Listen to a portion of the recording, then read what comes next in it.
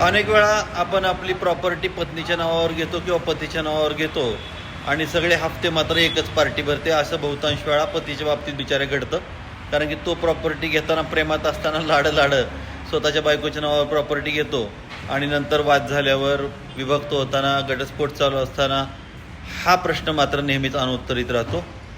तर त्यासाठी आपल्याला डिवोर्सच्या केसमध्येही सेक्शन 27द्वारे या प्रॉपर्टीबद्दल मागणी करता येते.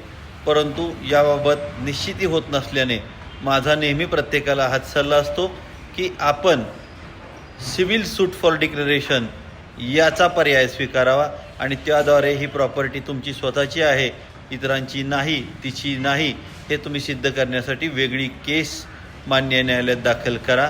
त्यामधून तुम्हाला न्याय मिळण्याची शक्यता राहील, कारण की सिव्हिल केसेसबद्दल शक्यताच म्हणावं लागतं, परंतु हा पर्याय सोडून चालणार नाही.